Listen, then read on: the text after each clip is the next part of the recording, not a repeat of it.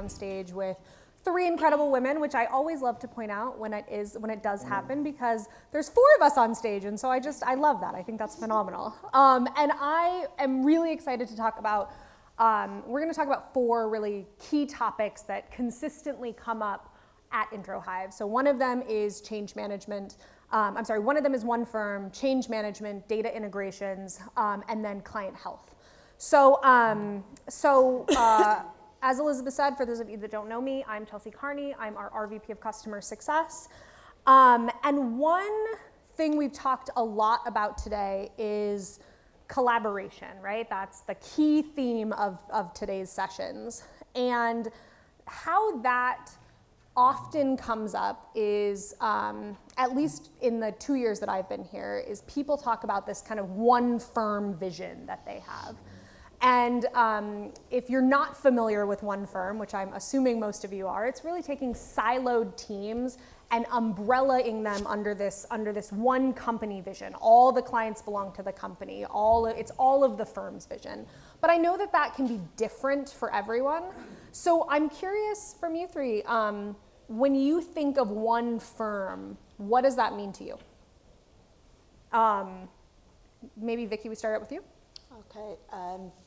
Hello, everybody. I won't say it's nice to be here because I'd be lying, but it is nice to be here. Not here. Okay, so Avison Youngs was a property company that I worked for, and we were acquired by an American group in 2019. So it was a real coming together of different business models, different people, different cultures, and I would say it's probably not there yet, and we were obviously COVID has delayed some of the things. So, but we are aspiring to be an all in it together is our strapline, and there's a real mix and getting people to think that way is quite hard, and that's where we probably touched on some of the change and cultural change that we need. Yeah, and you're deal led versus client led, right? Is that that's something? Well, it differs. So our North American colleagues are very deal orientated because they're mostly brokerage. Whereas in the UK, we're much more looking at it, actually, we're thinking about our client and how we build the relationships on a client level rather than just focusing on a deal. And that's a real big difference. Yeah. And Verity, what about you? That really resonates, actually. So I work for Hayes McIntyre, which is a mid-tier accountancy firm. Our clients, for us, One Firm for our clients, I know this sounds really obvious, but it's about them thinking that we are one firm. And it's really difficult when you sell lots of different services to become quite disjointed from each other in account teams. And I think that's really important to remember that actually there is one client at the end of everything. So that kind of client-led, deal-led or service-led really resonates with me. So for us, we're growing really quickly, and that's really difficult because there is now more people than we ever had before as well. So you can't just sit at a desk and just go, oh, hi, what are you up to? We need data to support that. We need insights to support that. So we're really passionate about getting that right. And I see the commercial benefits of One Firm, are huge. Essentially, commercially get to sell more, which is brilliant at the right time. I think we have a way to go as well. I think we don't quite get it right, but I'm really passionate as we continue to grow that we keep the client at the heart of that rather than us. Yeah, I love that. And Joe, what about you? So we're really lucky. I'm from Simmons & Simmons, so we're a law firm. We are One Firm, and we have been since I joined, and prior to me joining, I've been there for nearly 9 years. We, unlike other law firms, when we bring new teams or new jurisdictions into the firm, everybody uses the same systems, the same finance system, same CRM system, etc. But we also have a number of different initiatives that we run, so whether that's our key client program or our sector approach, where we bring together cross-practice, cross-sector, cross-jurisdictional colleagues to service our clients together.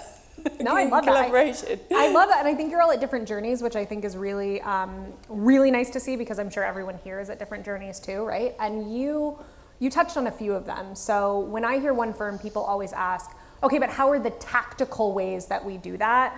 You talked about a little bit of them, same technology, same systems. Is there anything else that you have that you get or receive that's just all the same across the board? I mean, I think that is really important that we are all in the same system. So there's no issue with trying to access data, and I know that is an issue in other firms. That makes life really difficult for everybody, whether you're a lawyer or whether you're in business development. But the other thing worth saying is that our marketing and business development team is one team internationally, and we put a lot of emphasis on that. We try really hard to keep connected across all of our different areas that we work in and across all the different jurisdictions. But I do appreciate that we are in quite a lucky position, and I think it's quite tough.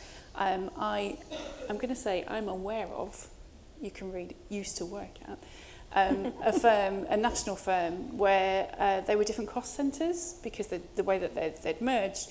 And there was one part of the company that said they would rather give their business to a competitor than give it to London, because that's how much competition they were in. And that just is not good business sense, right? Yeah. So yeah, we're very fortunate. We are sector-led with our go-to-market strategy, and that's led from the top, very much from the top. But we have lots of, potentially too many, I don't know, but we have lots of different initiatives. So whether, as I say, the key client program, but we also have cross-border groups where we're looking at topics where we can band together and bring together lots of different people to take that out to our clients as well. So we put lots of things in, but we are underpinned by that technology. Yeah, the technology, it sounds like the messaging too, all of that is kind of straight across the board. Yeah. Vicky and Verity, what about you? It sounds like you're at different levels, right? Do you run into any challenges when it comes to one firm, or how does that look for you? Maybe Verity, we start with you. Yeah, I mean, I think the challenge for us, as I touched on, is data, and actually having insightful data that helps people focus on the client relationship rather than the internal aspects of it all. I'd say we're right at the beginning of our journey, so there's lots of opportunity ahead of us, I think, which is great. With that, one of the biggest challenges, I'm a year into my role. I was at PwC before I joined here, so an entirely different environment and organisation. I realise now some of the luxuries that were there. And I see so much potential in what we can do, but there's recognising that we can't do everything. And we'll touch on that in change management, I think, a little bit.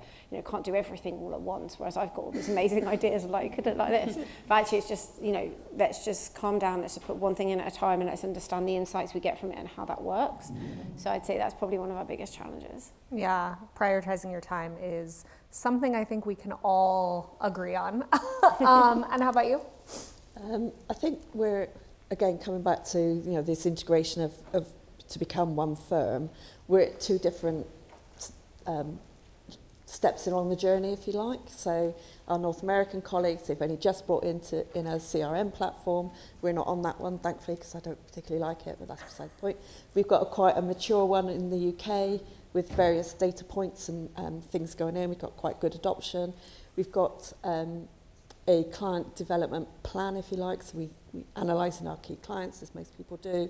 So we've got a lot of stuff going on, and it's just how do we merge that as a wish to become one global approach to it all, and dealing with that maturity. So UK-wise, I'd say we're I wouldn't say we're brilliant or at all.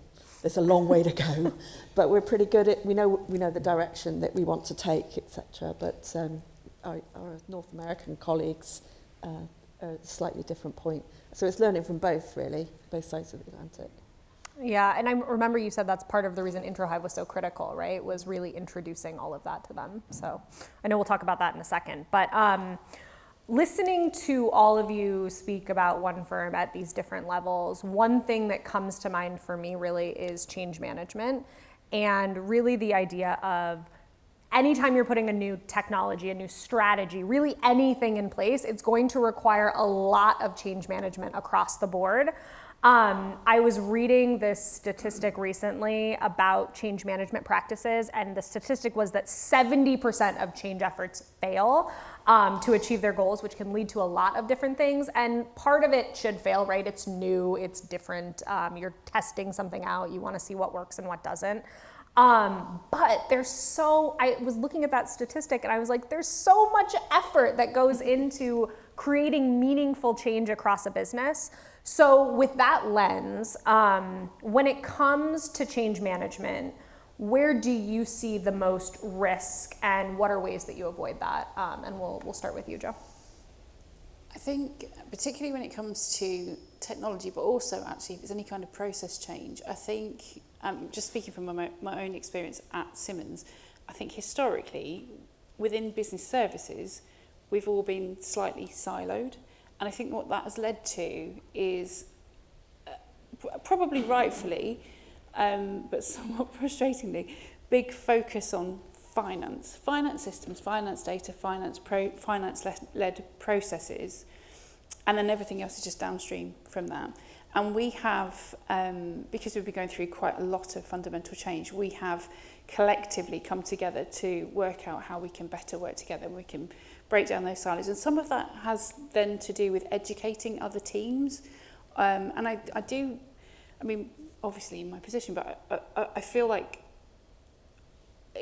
I assume that everybody knows what the marketing and business development team does, and they clearly don't. And why would they? If you're in finance, if you're in billing, you probably don't really care. And so there's been a lot of trying to educate people on why we are all in it together, why it is all about servicing our clients, essentially.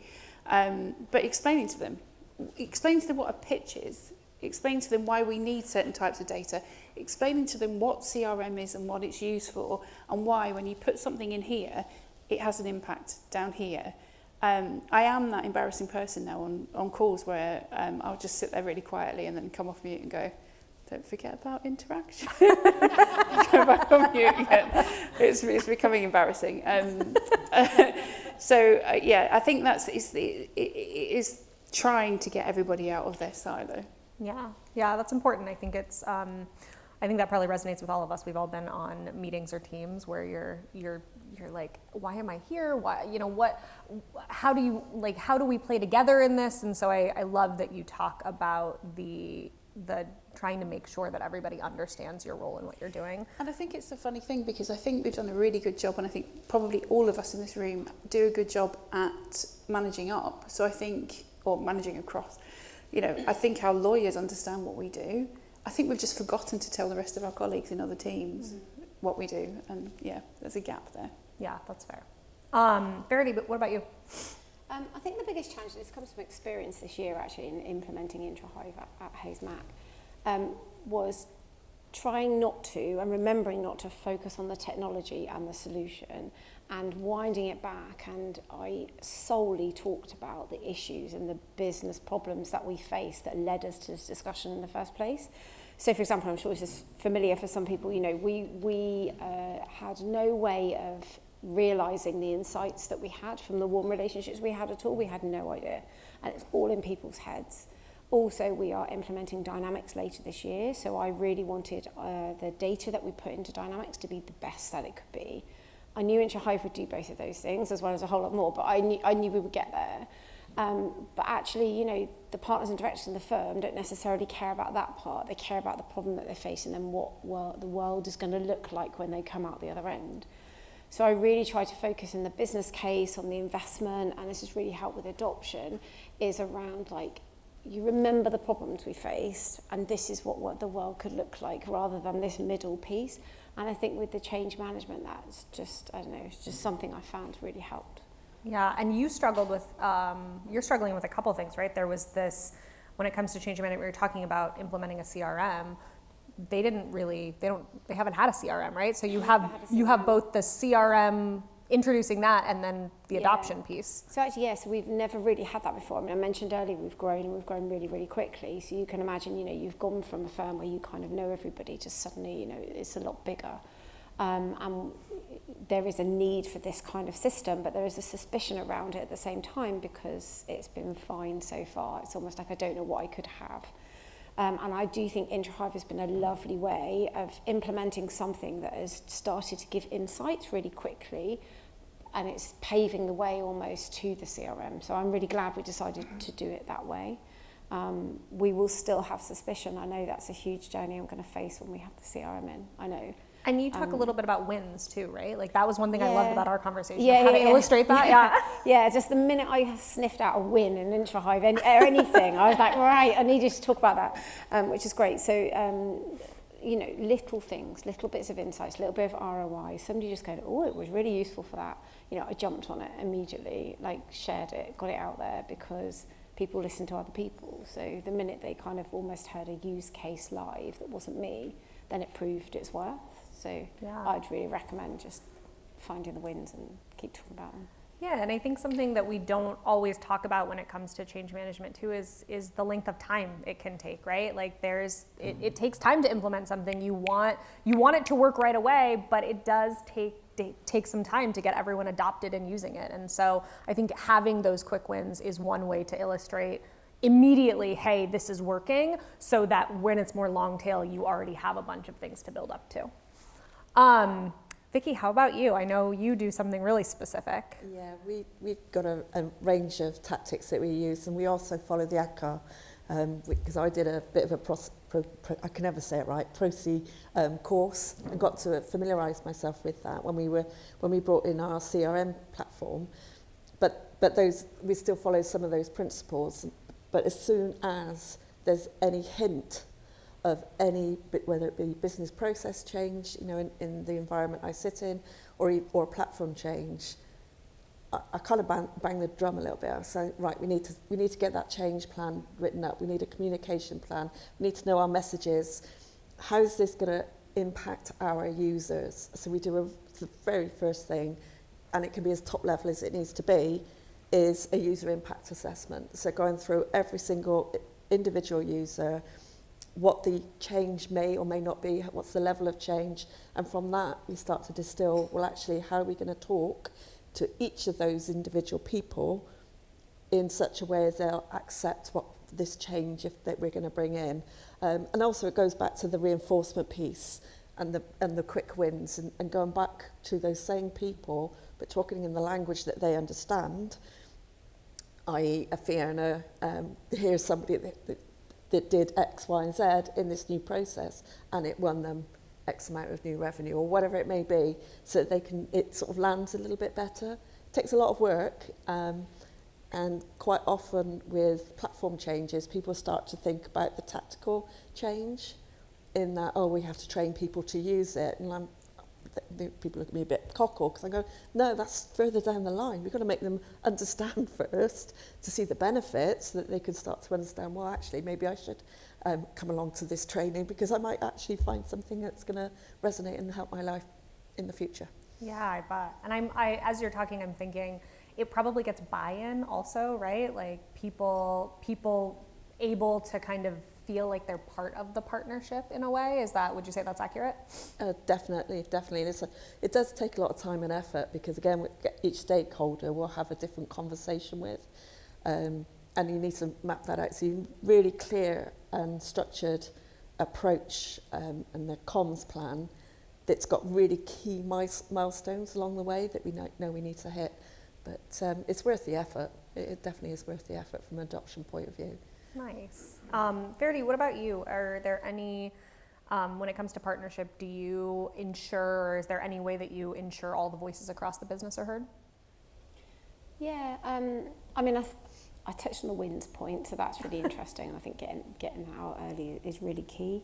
I made sure that, you know, the different departments across the firm are all brought in. We have a project team, we're talking, people feel involved, you know. So it's like bringing all those voices together. That can sometimes be quite hard work, but I think sometimes just making people feel like they've been heard is enough. Yeah. Any advice for anyone that is dealing with change management or change across the business? Joe? Ooh. You've got me there. Because actually I think there's more that we can do. I think we're quite good at delivering something that's quite high quality and dealing with the initial way that lands and any training, etc. Quite good at getting to that point, quite good at the delivery. I think what we then tend to do, and it's probably in common with most firms because we're so busy and on to the next thing, it's almost like, right, that's done. let's go to the next project. And I think that's probably where we fall down, is not having that regular drumbeat after that to keep people engaged and using and sharing stories that then we can then feed back to get more people to use it, etc., etc. So I think we've got more to do. That's what I would do if I had the time. I love it. That's perfect. Either of you, any advice for anyone starting out? I'll let one of you jump in. I don't know. I think for me, in a partnership, it was around realising the investment of the change and making sure that it really made a difference.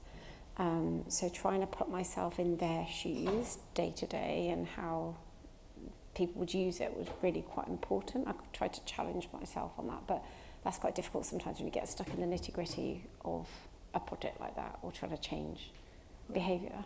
Yeah, that's fair.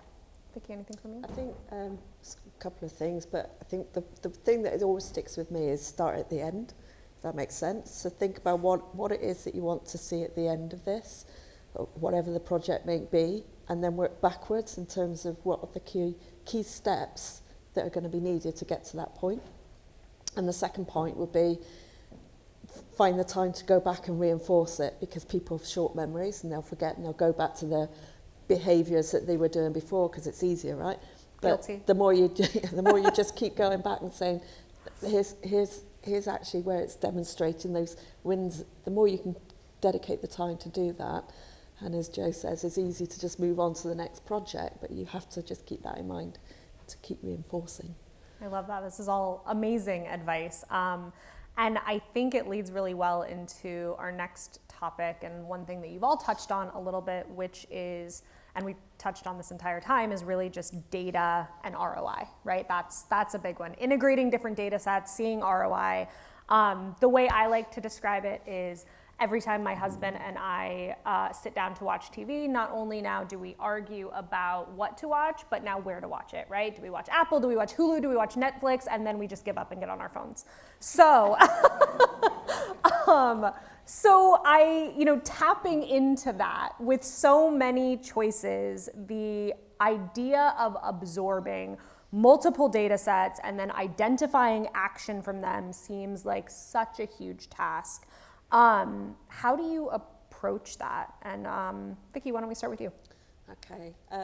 All of our organisations have a huge amount of data, and some of it's easily accessible, some of it may not be. I think when I started on our data journey, client data journey, it was take what I've got, and break it down into phases. Basically, what is this data telling me? What's it not telling me? Where are the gaps? And just build from there. I think that's probably one of the first things that we did. I think that's phenomenal. That's starting in phases is really hard. You have to identify those phases too, right? Yeah. I have been there. So, Joe, why don't we jump over to you? So we're a way off because, for various reasons, but we've hired and are continuing to grow a dedicated data team based out of the Netherlands.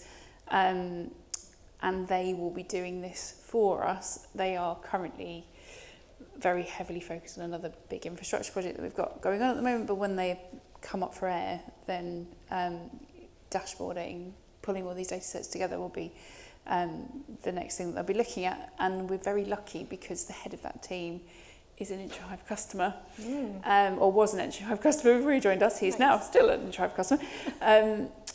And he's very commercial, so he gets it. And I think we're very lucky to have found him, actually, because I think, again, no judgment. I think that quite often when people think of data, they default to finance data and not always relationship contact data. But he is totally on board with it. So that's going to be quite exciting, but yeah, we're way off currently. But you're starting it. You're kicking off. That's step one of the puzzle. And then Faraday, how about you? I think we're the same. It's lovely hearing this advice, actually, because we've got some way to go, I'd say, with data and integration. As I mentioned, we are implementing a CRM, and part of that scoping exercise has been like, what is the data that we have, and what do we need to integrate? And that's been really useful. It's thrown up things that we didn't expect and actually that we've had to go and explore and go back to and think about, actually, if we want to achieve this as a business, then actually I don't think we need to bring this data set in, but we do. So being quite open-minded around that has really helped because I think it's challenged me in what I thought we'd need to do at the start. But yeah, we are definitely on a journey. So anyone who has any answers, feel free to grab me after. Vicky, I want to circle back to your kind of phased approach and drill in a little bit there because I think that's really interesting. Can you just talk more about what that phased approach looked like, what you brought into it, any kind of layers to that? Yeah, of course. So when we started out, we didn't have any. We now do have a data lake, which a load of information is going in. But at the very start of it, we didn't. So and I still do use a lot of Excel. But so our client and our corporate data around who we actually work with, what kind of future tracking agreements, appointments are we on, contracts, etc. So another data point around the kind of the work that we're actually doing, the revenue data, just bringing it all in. It took quite a lot of cleansing and been really applying a structure that we do not deviate from because that then it allows you to interrogate that data, and it took a lot of work. I can't underestimate the amount of work that it does take, and it was just me and a very small team doing it. But the cleansing of the data and putting in some rules that we now stick by, and now we're seeing the benefit. Really are seeing the benefit of having true data that's coming through, mapping it against the various data points, being able to visualize it back to the business and articulate it in such a way that it resonates with them so they understand the story. There's always a big caveat around the stories that we tell with the data because it sometimes lies. But we're getting people to engage, and now I'm frequent when I spend most of my days being asked, can you please tell us about the client? Can you tell us about the relationship? IntraHive data, sorry, I know I've got to mention that. We do a lot of relationship mapping, obviously. But IntraHive, because it's going into our data lake, I can just rip it out and apply it in the way that I need to, and then visualize it back to our team. So it's really showing benefit, but it was that phased approach and putting in that quite strict governance that people have to adhere to. And I've got a team that will go and challenge anyone who doesn't. I love that. I think that's great. I need tips from you. Joe, you also said something really interesting in our conversation, our prep conversation for this, which is that data points and other ROI metrics aren't really measured at your organization today, at least. Can you talk a little bit more about that? So I probably should caveat that to say that they are in some instances. So particularly when it comes to key client program, we do. I mean, and it is quite laborious and manual. People are pulling things in so that they can put reports together. But I think that there is. I'm minding my words here slightly. Our lawyers are busy. There is, for most of the business, not a shortage of work. So I don't have to have those difficult conversations around proving the worth of things as much as I used to in previous roles, I think. I do get those questions. My COO has asked me twice, are people using IntraHive? And we were talking about this yesterday, and I've gone, yes. And then he's gone, okay. And then a few months later, he's asked me the same question, yes. At some point, he probably will ask me for more information about that. But so far, I've just kind of skirted over that. But I think there's a piece. It depends what we're looking at here, right? If we're looking at all of the different metrics in terms of financials, et cetera, yes, that does get done. It gets done mainly on a client-by-client basis or maybe jurisdiction. It depends what you're looking at and what we're trying to find out. If we're talking about ROI for technology, I think there's a level of trust that we have built within the business that if we think this is a good thing and it's worthwhile, that we've made the right decision. But you also told a really good Singapore story that did help with some of this, right?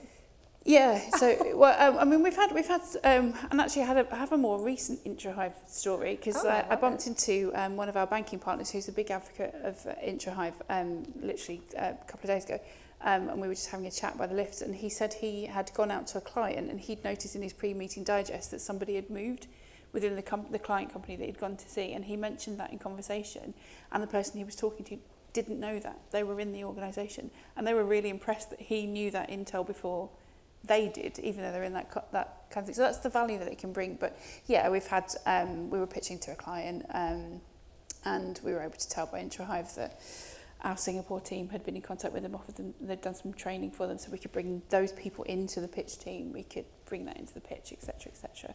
We also very narrowly avoided 2 people meeting the same person within half an hour of each other. So that would have been embarrassing. It would have been embarrassing. Yes. Well, good.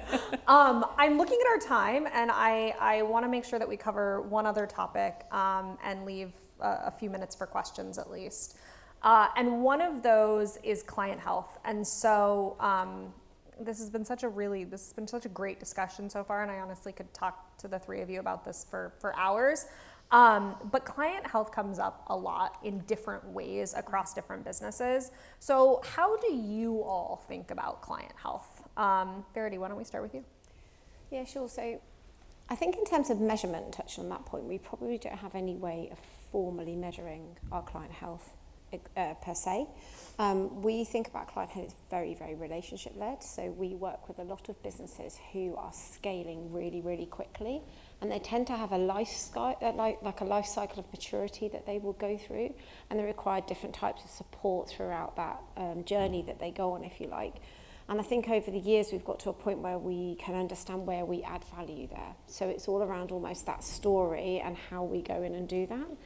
So it's less metric driven and far more relationship driven, I would say. It's almost like some people talk, and I hate the saying, but some people talk about how sticky is the client. Like, do they always come to us for everything? And so it's done more on a team level. I'd love to get to a point where you can kind of look at that and pick that apart a little bit.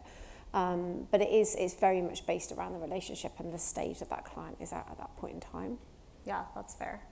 Joe, yours is kind of similar, right? You have a client program? Yeah. You've touched on it a little bit. Yeah. Maybe go into a little bit more detail. So we can keep mentioning. No, that's fine. So we have a key client program, which is really successful, and so those clients get really carefully managed. I've just picked up one actually, which so it's 34 now. No, it's still 33. Somebody's gone on sabbatical, so I'm covering for them.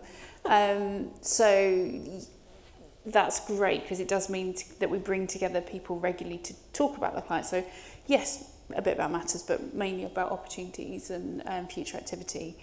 We also, I think I'm allowed to talk about this because we won an award for it, so I think I'm okay, but maybe don't repeat it.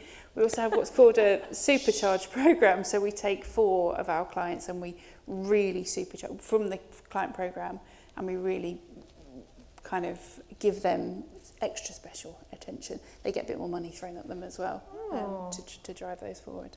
I love that. And Vicky, yours is really around kind of data sets to integrate relationship strength, if I remember correctly. Yeah, and we do use IntraHive a lot for this in terms of the relationship strengths, and when we're looking at client health. So it could be there's multiple touch points or indicators. Revenue is the obvious one, but we also look at the client loyalty, so the length of time that we've been working with that client, the depth of the service line, all of that good stuff that most people would do anyway. Client feedback, and a lot around the client feedback is linked to the relationship mapping that we do. So there's a various number of different data points that are brought in around our key clients, but also some of our more opportunity clients when we're looking for new work and new opportunities that are coming in. And we'll also probably do that across the sector, so not just client specific, but also if we're going to target a particular sector, then we'll look at the clients and then the people in those. And again, we're using IntraHive a lot for that type of work. Amazing. So we have loads more that we could go through, but we are out of time, and I want to make sure we do open it up for questions. To wrap up you all, though, I'm curious, is there any final thoughts, advice, use cases that you want to illustrate? Just advice to anyone here that's starting off on their journey, whatever that looks like. I have one. Yeah, go for it. And I meant to Google this before I said this out loud. I got invited, and I'm so sorry if the person I'm about to talk about is in this room and I'm about to share all their secrets. I I got invited to a webinar and I didn't really read it, actually. I don't know what it was about, but I noticed that the person worked in business development, and within her bio it said she was in charge of revenue technology, and that term has just really resonated with me, and I'm stealing it, and I think we should all steal it. Because you talk about CRM and people get slightly turned off. Pitch software, experience software, it's quite boring. Call it revenue technology. Everybody's going to sit up and listen. So I'm taking that. I love That's my experience. Me too. Either of you? Anything you want to I add? love that. I don't think I'm going to beat that advice. I would just actually, you know, there's loads of people in this room, some of whom I have already met. Christina over there, to pinch ideas, advice, get counsel. You know, I think it's amazing actually many of us are at a similar position and actually facing similar challenges. So that would probably be my advice to everybody. I'm going to continue to do that. And I think everyone should do the same because it's been so helpful to me, and I hope that I would pass advice on that would be helpful to someone else as well. Amazing. Yeah, I think just adding to that, when I started this journey with our data many years ago, I actually looked outside of the professional services sector and looked at how others were doing it. And I found that quite insightful because some sectors are a little bit ahead of where we may be because they have to be, particularly in the B2C world. And I took some learnings from that and just adapted it. So I think it's just start early, be agile and adaptable. Don't expect everything's going to happen at once. Don't give up. Be resilient. There's a whole range of stuff that I would say. Just a few. Drink lots. Drink lots of alcohol. It always works. But it's just you've got to keep going. If you start this journey, you do see the benefits, but it just takes a lot of hard work and a lot of revisiting and rethinking and just don't give up, basically. Awesome. Thank you all so much. I would like to open it up to the floor. I have a couple minutes left, I think, for questions, if anyone has any. Joe, I've noticed that Mike's already updating his deck. So this is revenue technology now. Yeah, so Mike's already got it. No questions, just I'm making an observation.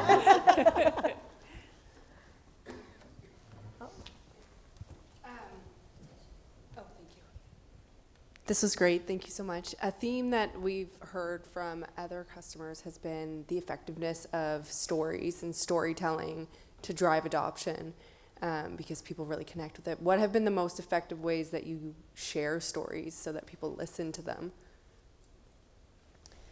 Can I go? I create, and much to the annoyance of people in my team, I create a case study every time we do something good. And I use, and it could be a really small thing, and I make them talk about it.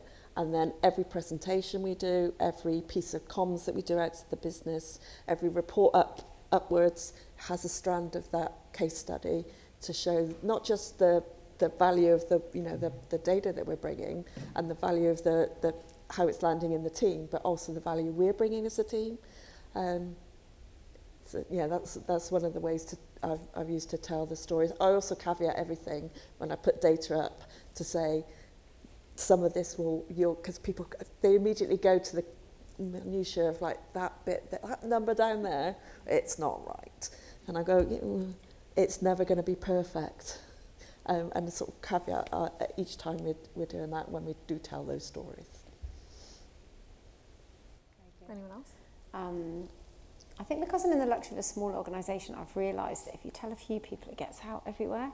So once I've pinpointed those people and kind of told them the story and had to get them to hear it, it tends to get out. But yeah, we tend to talk about it quite a lot in meetings, face to face. So, we will just talk about successes, and that would be a place where that I would talk about this kind of thing. I love that. Do you want to add anything, or? Ours is a bit more tricky with the size of the organisation, so we do kind of rely on people to drop things into smaller group meetings if they have had a success. There's probably more we could do there. I actually also struggle with getting people to tell me. We have it on everything. If you've had a success, tell us. Nobody ever does, but you bump into somebody and you start chatting, and that's when they tell you. So if anybody's got any tips on that, I'd also like to hear it. Any other questions?